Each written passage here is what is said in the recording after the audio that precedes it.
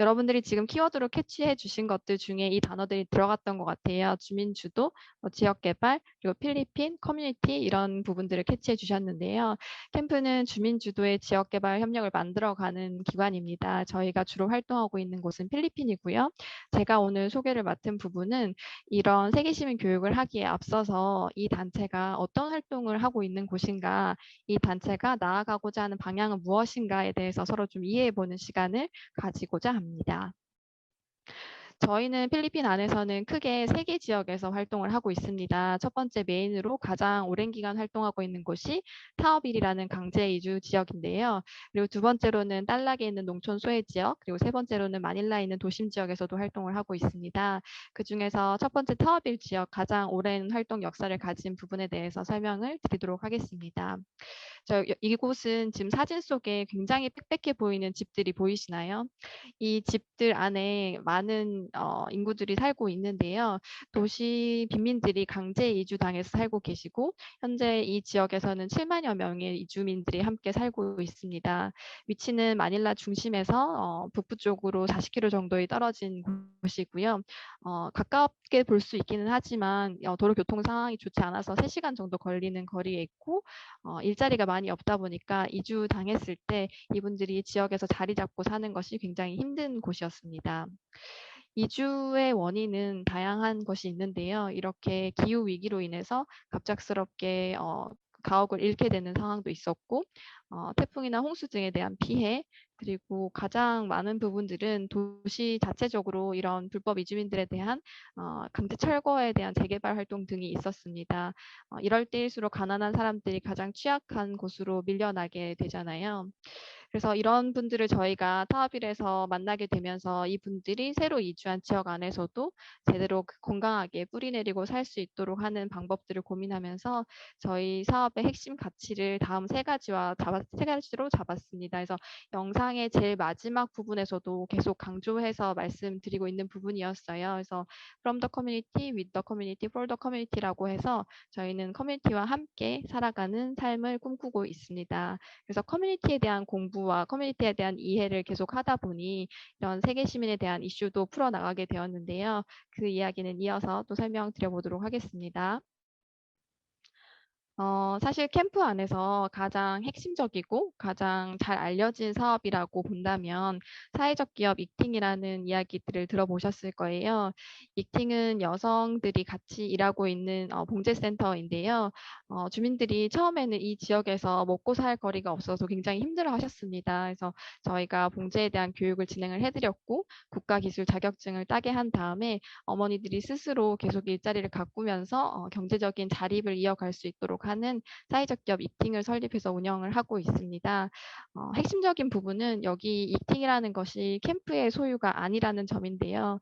저희는 익팅을 구성을 할 때 민주적인 의사 결정 구조를 통해서 모든 주민들이 함께 공동으로 이것들을 운영해 갈 수 있도록 노력하는 시스템을 만들었습니다. 그래서 이 프로그램들을 세팅하기 위해서 이러한 조직들을 구성하기 위해서 계속적인 역량 강화를 운영을 했었고요. 역량 강화 교육의 프로그램 자체가 어떻게 보면 세계 시민의 감수성을 키워가는 과정이었던 것 같습니다. 경제적으로 자립하고 지역에서 함께 순환하며 환경적으로도 같이 서로 건강하게 가는 방법들을 고민하는 시간들을 가졌습니다. 그리고 지금은 이 익팅이 굉장히 필리핀 내에서도 자리를 잘 잡아서요. 지금 코로나 때문에 갈 수는 없지만 마닐라나 필리핀 내에 있는 국내 공항에도 입점을 해서 판매를 하고 있고 한국에서도 저희가 뭐 플리마켓이나 각종 행사가 열릴 때 현지에서 만들어진 제품들을 같이 판매하는 이슈도 진행을 하고 있습니다. 이렇게 잘 만들어진 생산품들이 좋은 소비자들을 만나면서 정말 지속 가능한 방법으로 이 지역에서 살아갈 수 있는 것들을 함께 고민하고 있습니다.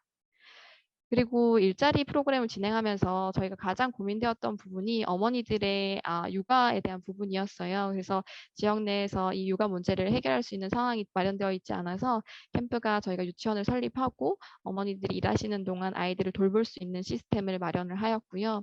이 외에도 교육적인 프로그램으로 유치원 내에서 다양한 프로그램을 통해 아이들이 건강하게 지역에서 뿌리내리고 살 수 있도록 지원하고 있습니다. 가장 또 특징적인 부분이 교육이라고 생각하면 어떻게 보면은 일시적인 물품 후원이라든지 장학금 지원이라든지 이런 교육 프로그램을 많이 생각하시게 되잖아요.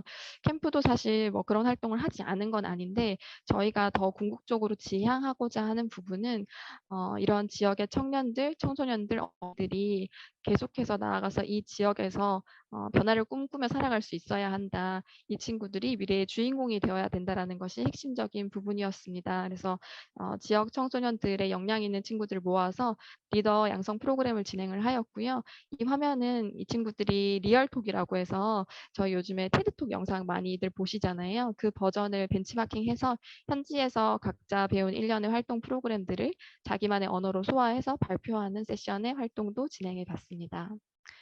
그리고 교육 이슈 외에도 가장 핵심적으로 이제 지역에서 요구받았던 부분이 보건에 대한 부분이었는데요.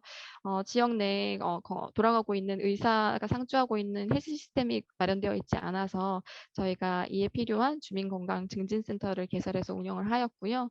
그리고 무엇보다 치료적인 것 이전에 예방적인 활동이 가장 밑받침이 되어야 된다고 생각했기에 보건 교육 활동이나 예방 활동에 대해서 적극적으로 활동한 바가 있습니다. 그래서 이렇게 활동할 때에는 지역에 있는 커뮤니티와 그리고 학교 등과 같이 협력해서 진행을 하고 있고요.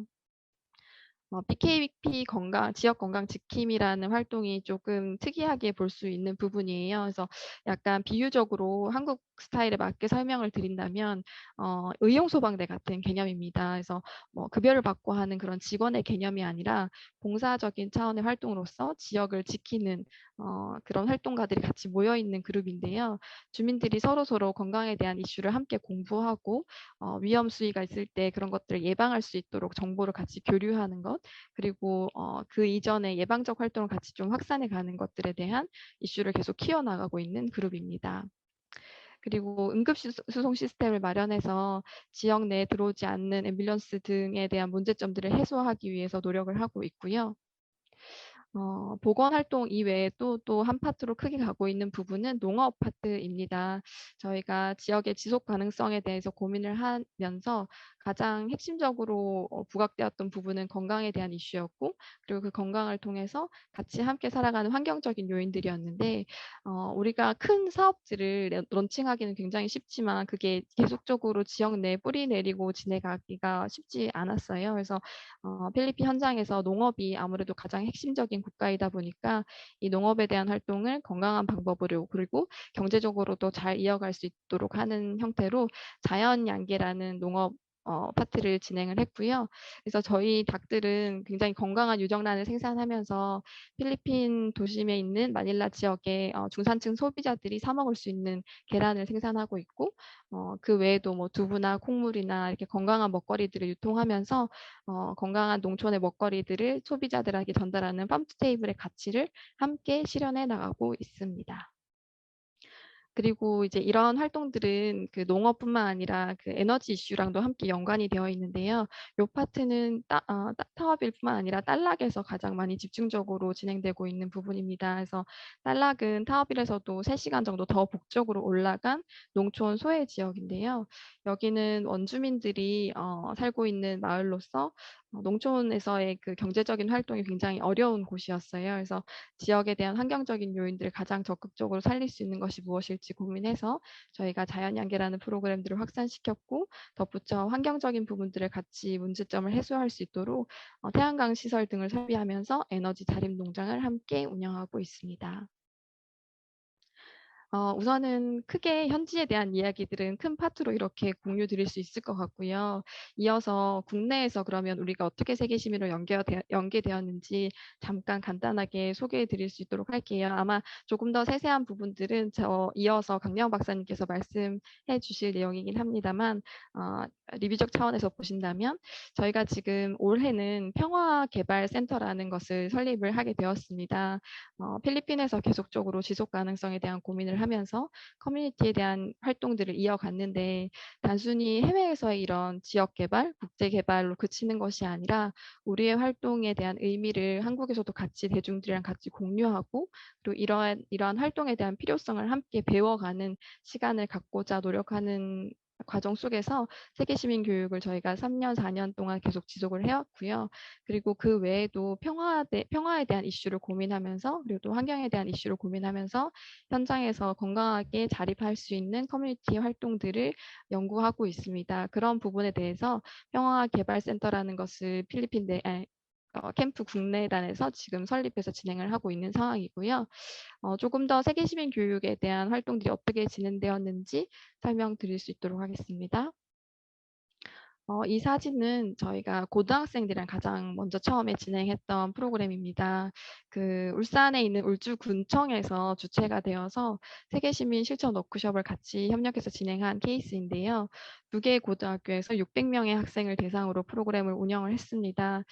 요즘은 고등학생들도 세계시민에 대한 감수성을 높이기 위해서 많이 노력을 하고 있는데 학교적 차원에서 이런 프로그램들의 어려움이 있어서 저희 캠프가 같이 전문가 그룹으로 협력을 했고요. 평화와 정의라는 이슈를 가지고 저희가 함께 어떻게 고민할 수 있고 그다음에 어떻게 소통할 수 있는지에 대한 활동들을 좀 진행을 한 바 있습니다. 그리고 이 활동을 시작으로 본격적으로 캠프 국내 사업단에서 세계 시민 교육을 더 연구하게 되었고요.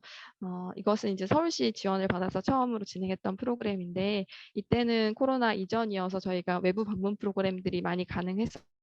그래서 대학생 그룹을 중심으로 하는 청소년 친구들을 한 30명 정도 모집을 해서 저희가 크게 4가지 이슈를 가진 다음에 그 유관 기관을 방문해서 세계 시민에 대한 감수성을 높일 수 있는 각종 토론과 현장에 대한 이야기 등을 학습하는 시간을 가졌습니다.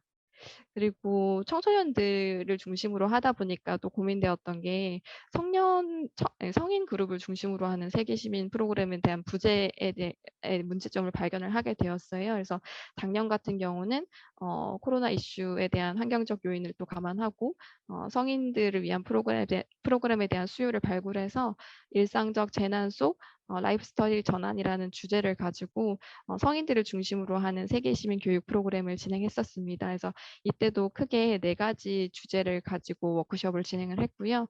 온오프라인을 같이 콜라보해서 프로그램을 진행한 바 있습니다. 그래서 이 활동에 대해서는 저희가 캠프 블로그나 캠프 유튜브에 각종 영상들이 올라가 있으니까 자세한 이슈들을 한번 살펴보시면 좋을 것 같습니다. 그리고 이제 재밌게 보실 수 있는 부분들이 이 활동들을 진행해 주셨던 강사님들이 같이 모여서 영상으로 대담을 나누는 프로그램도 진행을 했었어요. 그래서 이런 링크들은 같이 한번 공유해 보시고 캠프가 어떤 세계 시민 교육을 진행했는지 살펴보시면 좀 도움이 되실 것 같습니다. 네, 결론적으로 정리하는 약간의 도시 그림을 보여드리도록 하겠습니다. 캠프가 세계 시민 교육을 함에 있어서 가장 핵심 키워드로 삼는 부분은 3가지와 같습니다. 현장, 그리고 연계, 그리고 참여 3가지인데요.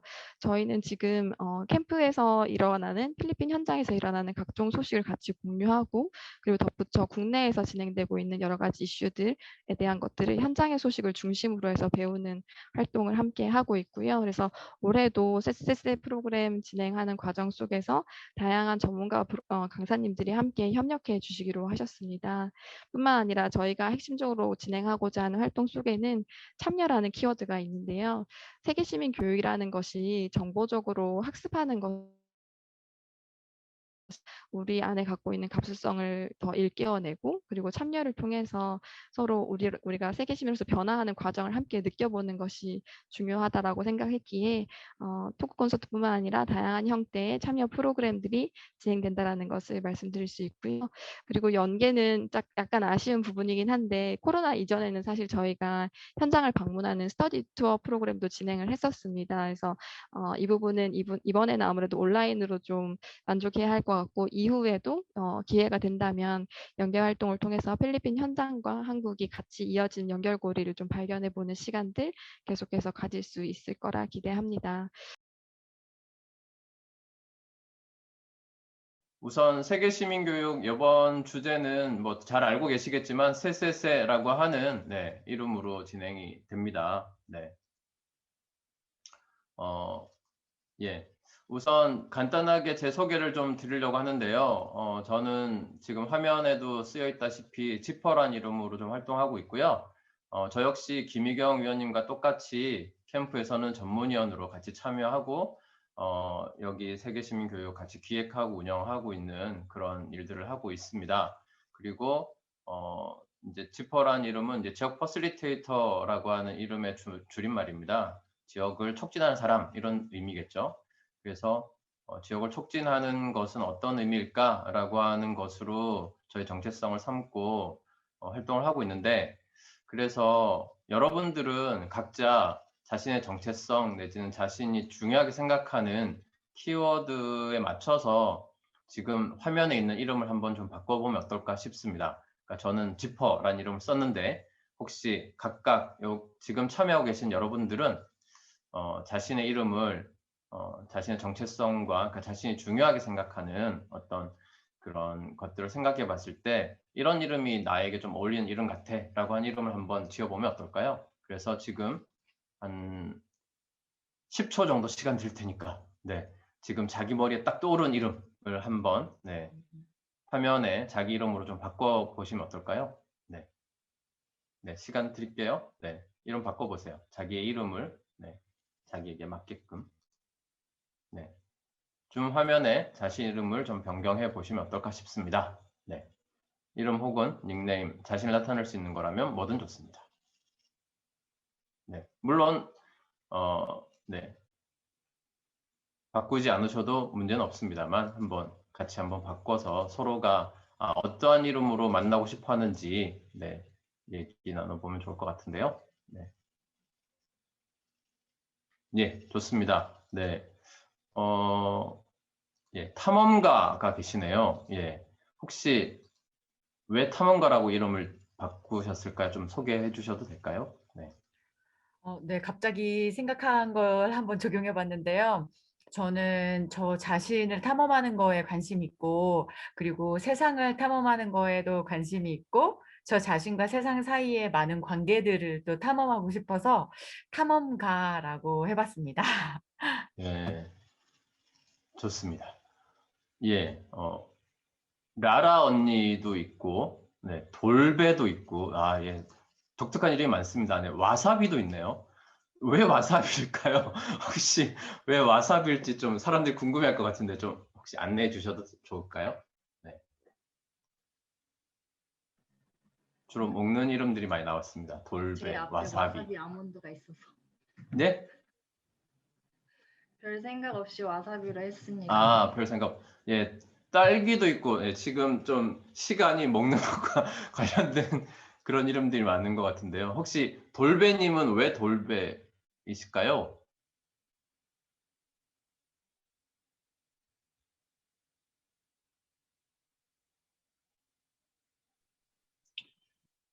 네.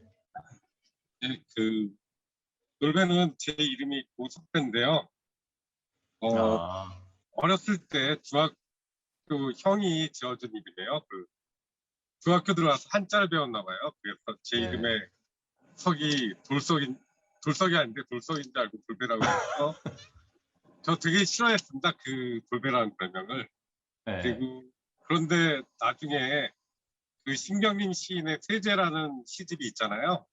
네. 거기에 주인 마님을 얻고 문경세제를 건너는 그 머슴의 이름이 돌배더라고요. 그래서 그때부터 제가 좋아하게 됐고, 저는 별명을 남이 지어주는 게 아니라 자기 이름은 부모님이 지어줬잖아요. 그래서 네. 자기가 자기 정체성에 맞는 별명을 지어야 된다고 생각을 하고, 다른 사람이 짓는 건 사실 어렸을 때 놀림감이라든지 이런 되게 부정적인 이미지로 그 별명을 짓는데, 이제 자기의 정체성을 자기가 스스로 정하는 그런 의미에서 별명이 지어져야 된다고 생각을 합니다.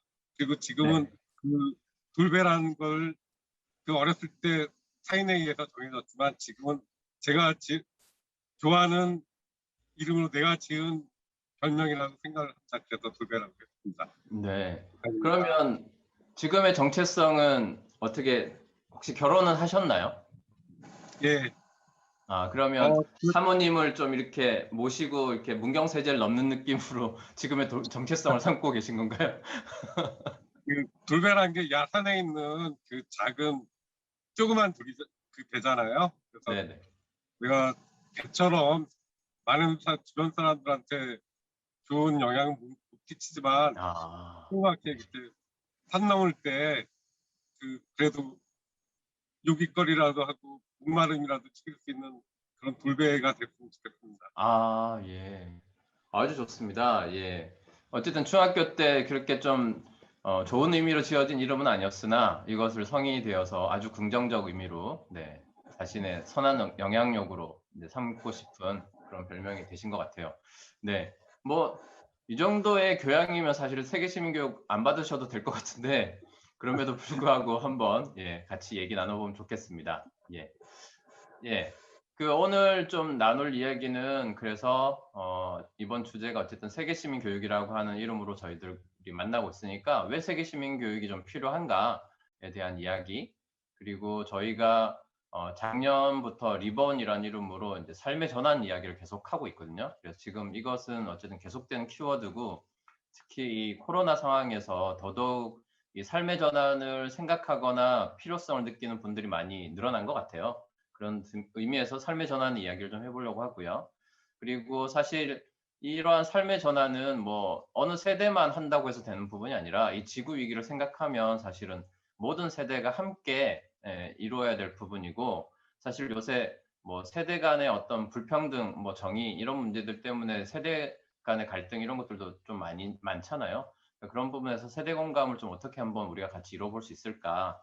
그래서 이 자리에는 말 그대로 10대부터 뭐 6, 70대까지 좀 세대를 넘나드는 분들이 다 같이 들어와 있거든요. 그래서 이 안에서 우리가 같이 이야기 나눠보는 시간, 이런 걸 통해서 함께 이 지구 위기를 좀 돌파해 갈 수 있는 지혜들을 모아보는 시간이 되면 좋겠다는 생각에서 저희가 이번 기획을 좀 하고 있습니다. 네, 하나하나 좀 들여다볼게요.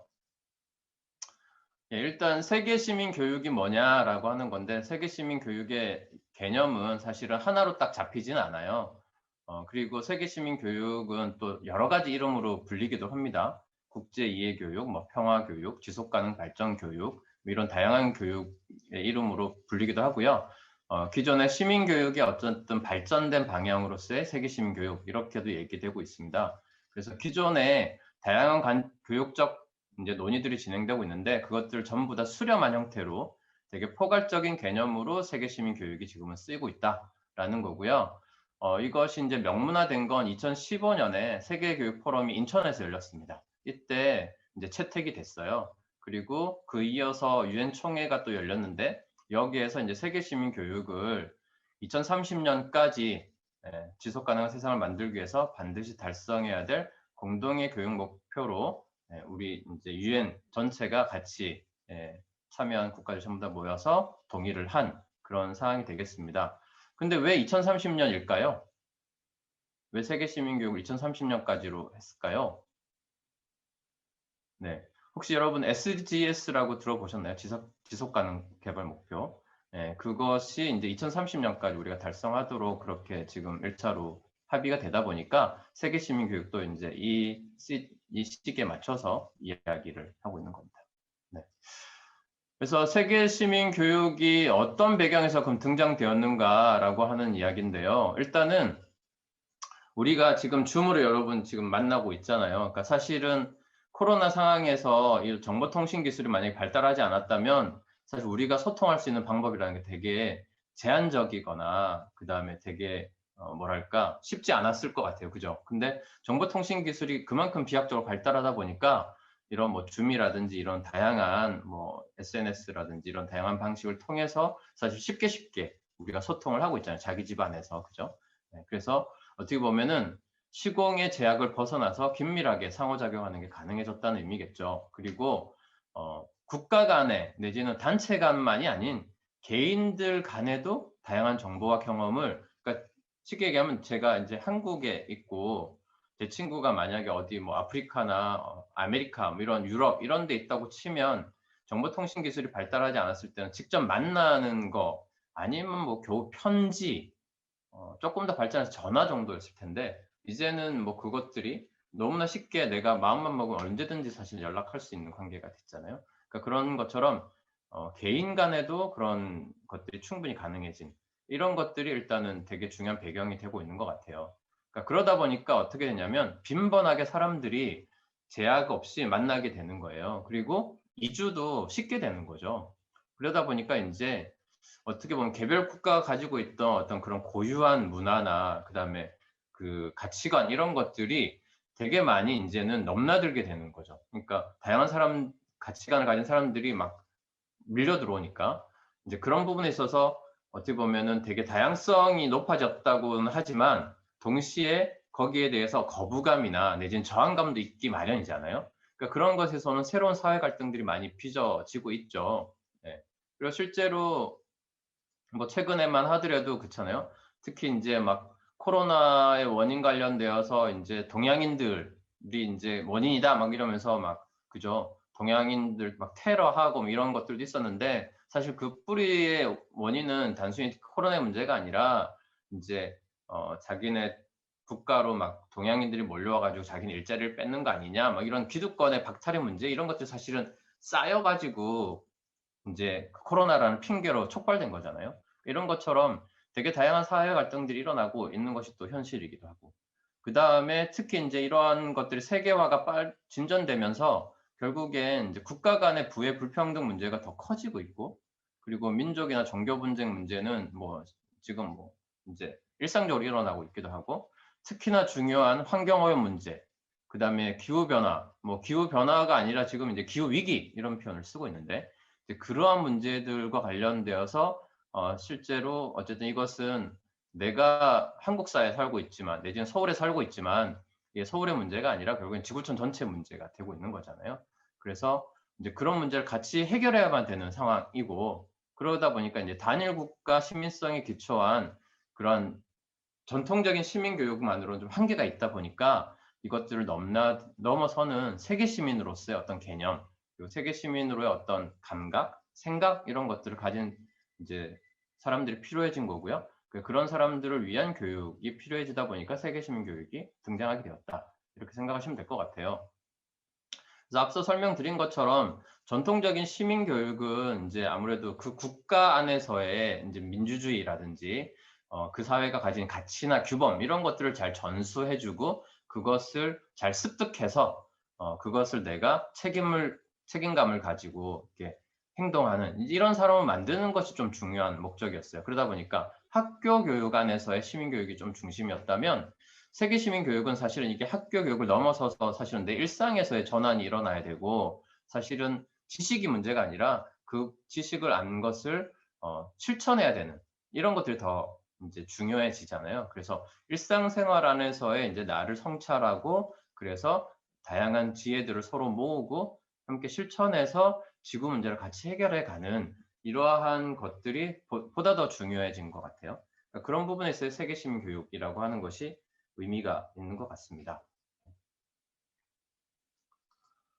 네, 그래서 이 세계 시민 교육의 필요성을 보자면 앞서 설명드린 것처럼 일단은 전 지구적인 공동체 일원으로서의 정체성과 소속감이 높아져야겠다라는 겁니다. 그래서 이제 어떤 국가에 속한 어떤 그러한 시민이 아닌 전 세계 시민이라고 하는 세계 시민주의, 우리가 이제 코스모폴리타니즘이라고 하는 이제 부분에 있어서의 세계 시민이라고 하는 개념 이런 것들 되게 중요하게 이야기되고 있고요.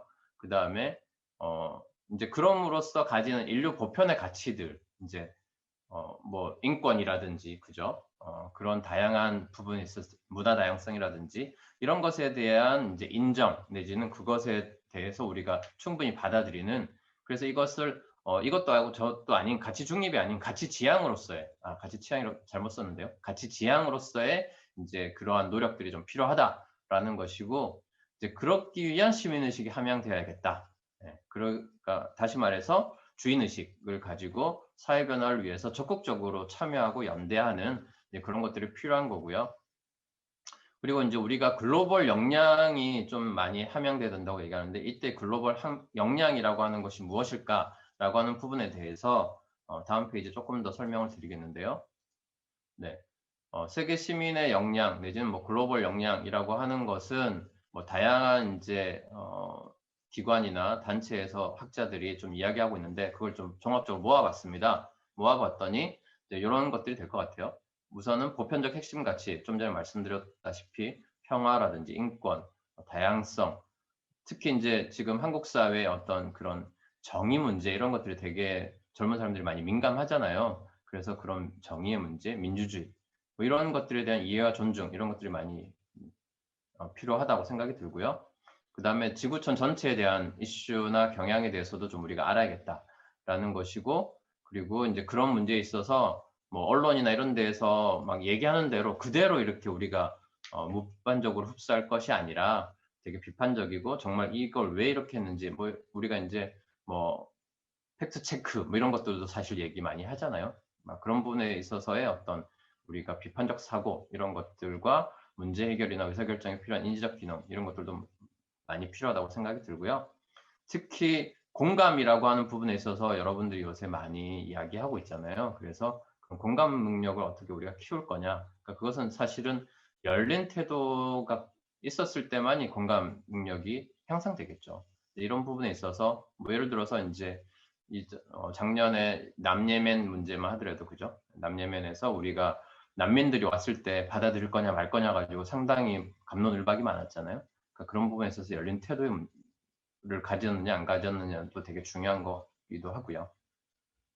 그 다음에 이제 배경과 태생이 다른 사람들과 어떻게 네트워킹하고 상호작용하는 데 필요한 의사소통 능력이라고 하는 부분, 물론 이제 언어적인 부분도 있겠지만 사실은 앞서 얘기한 공감의 능력들이 사실은 바탕이 돼야 되는 지점들도 있는 것 같아요. 그리고 이것을 우리가 알면 결국엔 이것을 어떻게 적극적으로 우리가 참여하고 행동하느냐라고 하는 지점들도 되게 필요로 하여지는 이제 그런 역량이 되지 않을까라는 거고, 이러한 이야기들을 우리가 같이 이야기 나눠보려고 합니다. 네. 그래서 사실은 이러한 세계 시민 교육으로의 중요성들 우리가 깨달았는데, 결국 이 지구 위기와 관련되어서 뭐 우리가 특히 코로나 부분과 관련되어서 우리가 되게 많이 신경 쓰는 것들이, 자, 이 상태로의 어떤 삶의 방식이 정말 유효한가라는 이야기를 우리가 많이 하고 있습니다. 그런 부분에 있어서 삶의 전환 이야기에 대해서 우리가 많이 생각하는 시점인 것 같아요. 그죠? 미세먼지라든지 뭐 코로나19라든지 이런 것들이 나와 우리의 삶의 방식과 밀접하게 연관되어서 실제로 코로나가 일어나게 된 배경도 결국 우리의 삶의 방식에 있어서의 어떤 개선이 일어나지 않으면 계속해서 이런 일들이 일어날 거다라고 하는 것은 사실은 자명한 이야기고 여러분들도 충분히 공감하는 이야기시잖아요.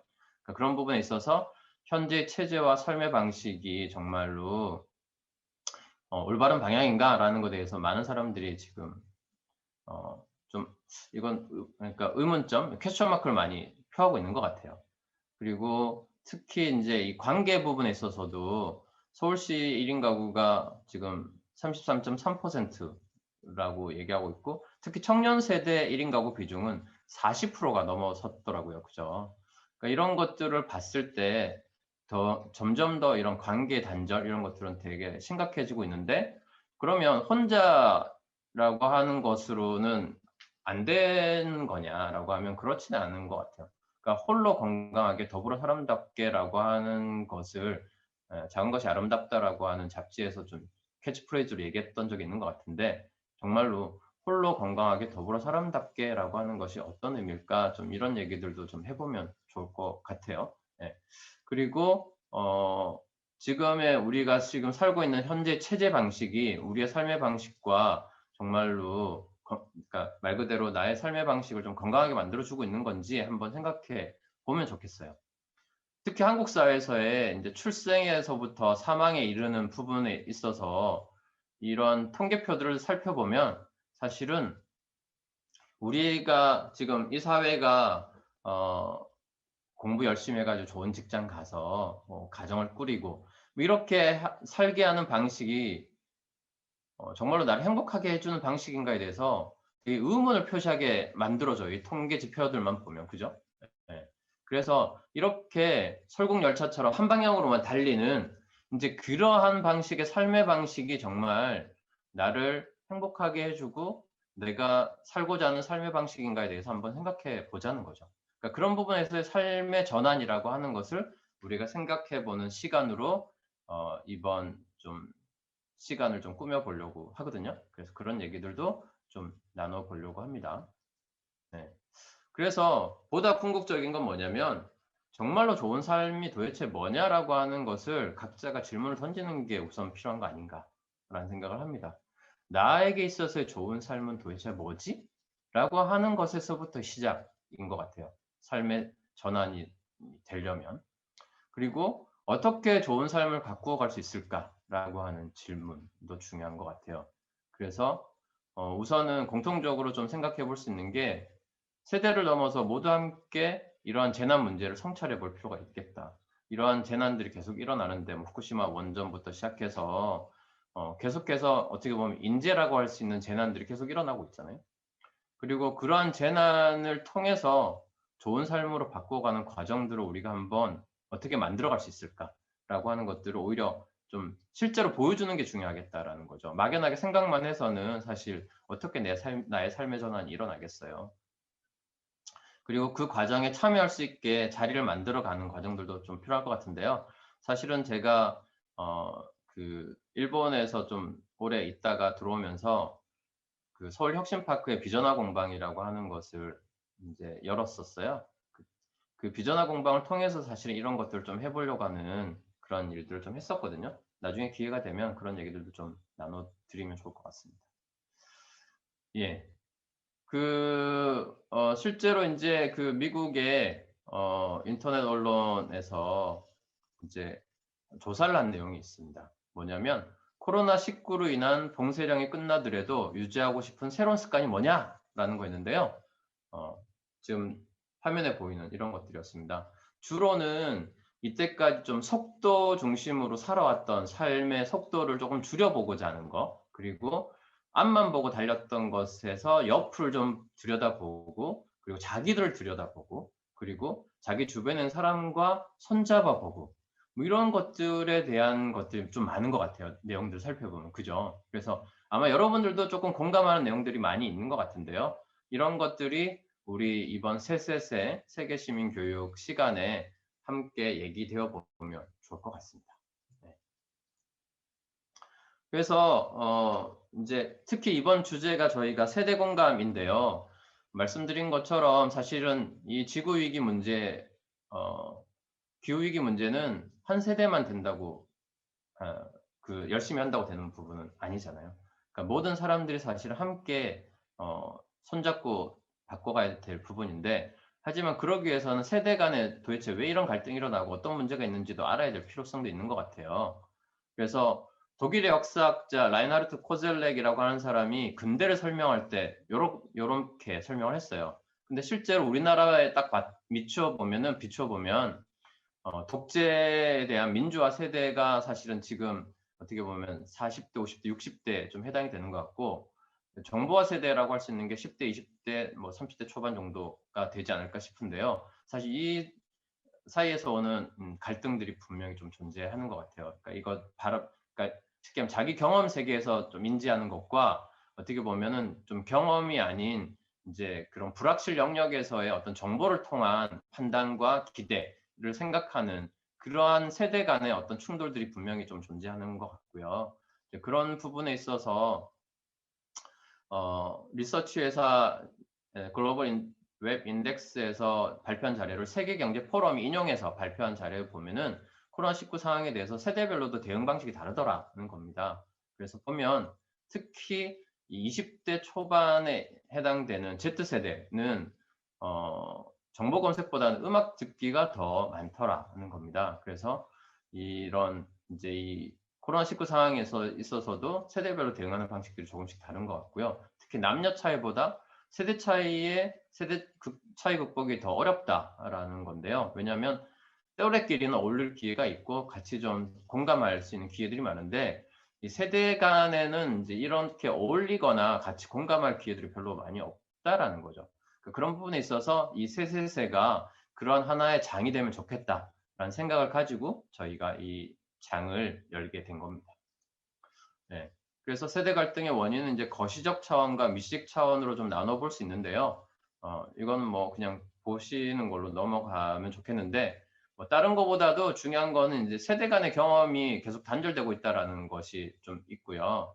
그다음에 이제 이 과학기술의 발전에 따르는 계층 간의 비대칭 현상 이런 것들이 있다라는 거죠. 특히 인구 변화라고 하는 부분에 있어서 1인 가족들이 계속 늘어나고 있다. 그러다 보니까 이것을 더 경험을 이제 관계를 나누거나 하는 것들이 점점 더 어려워지고 있고요.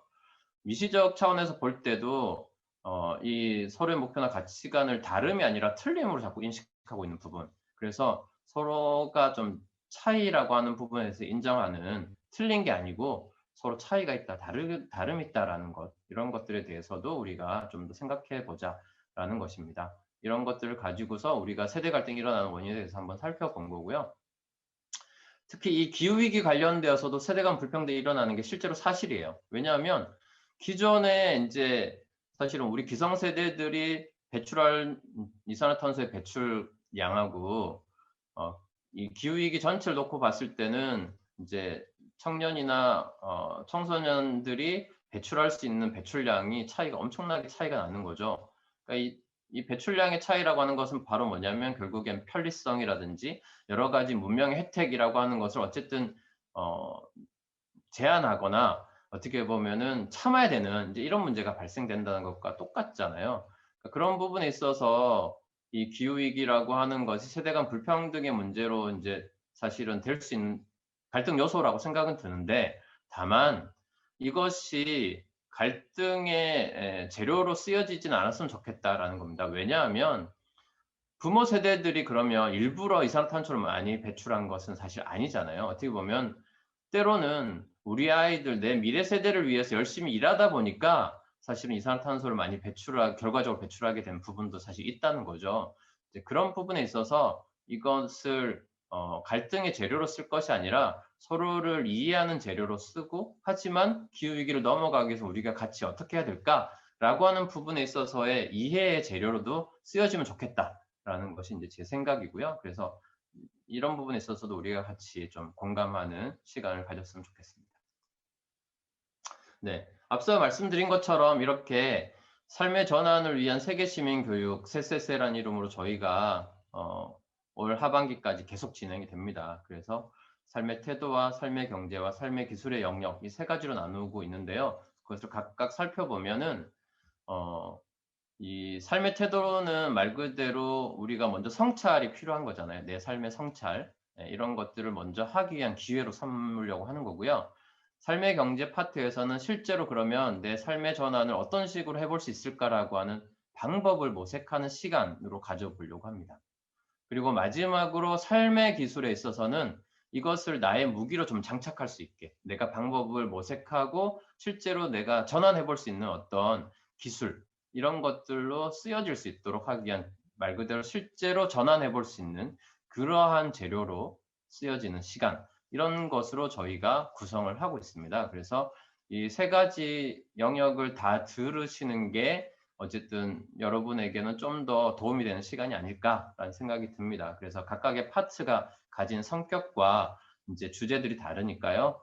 이것을 염두에 두면서 여러분들이 수업에 임하시면 좋을 것 같습니다.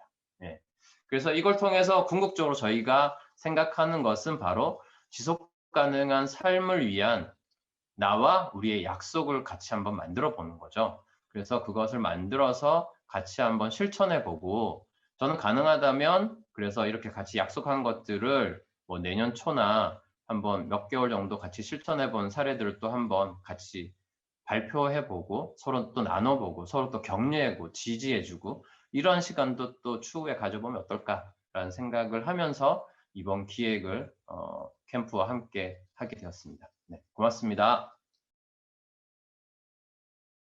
먼저 본 프로그램은 서울시 비영리 민간단체 공익활동 지원 사업으로 서울시에서 후원을 받아 저희 사단법인 캠프에서 주관하고 있습니다. 이번 교육의 주제는 기후위기 시대, 삶의 전환을 위한 세대공감 세계시민 교육으로 기후위기와 같은 전 지구적 이슈에 대한 논의를 기성세대와 미래세대가 함께 결합하여 문제를 해결해 나가는 것을 중심으로 만들어 보았습니다. 본 프로그램의 목적은 첫 번째, 우리 삶에 존재하는 세대 간의 갈등을 인지하고 삶의 전환을 통한 세계 시민 의식을 함양합니다. 두 번째, 글로벌 사회 이슈를 바탕으로 과거, 현재, 미래 세대를 연결하여 세대 간의 이해를 증진하려고 합니다. 마지막으로는 공감 교육을 통해 세대 간 경험을 공유하며 소통의 기회를 확대하고자 합니다. 다음은 프로그램 안내인데요. 강래원 박사님이 말씀해 주셨듯이 저희 세계시민교육은 3개의 분과로 나뉘어서 진행될 예정입니다. 기후위기와 우리 삶을 성찰해보는 삶의 태도 분과, 아픈 지구를 살리는 경제에 관한 삶의 경제 분과, 마지막으로 지속 가능한 삶의 실천 방안을 모색해보는 삶의 기술 분과입니다. 각 분과는 2번의 강의와 1번의 워크숍으로 이루어져 있는데요. 모든 일정은 5월부터 10월까지 격주 수요일 오후 2시부터 4시로 예정되어 있습니다. 코로나19가 완화 시 오프라인으로 전환될 수 있으며 상기 일정은 상황에 따라 변경될 수 있음을 인지해 주시기 바랍니다.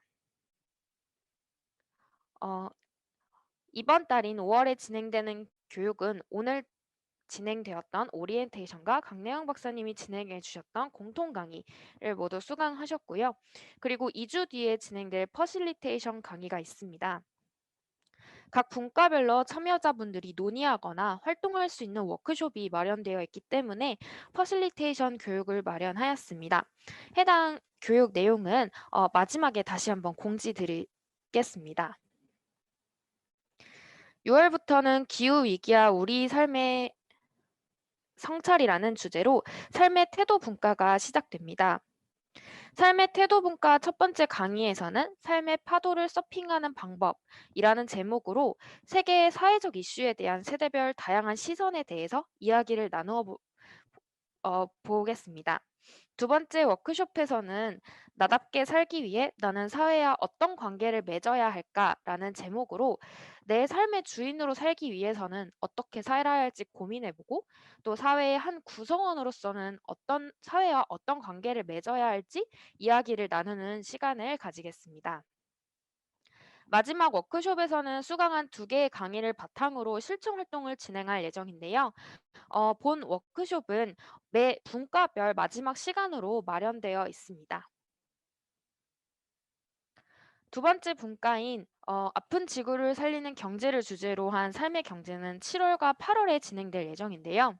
첫 번째 강의에서는 코로나 위기 이후 삶의 경제를 전망한다는 제목으로 코로나19 이후 기후변화, 인종차별, 경제적 양극화 등 다양한 문제가 발생하는 지금 어떤 대안 성장 방식과 경제 모델이 있는지 고민해보는 시간입니다.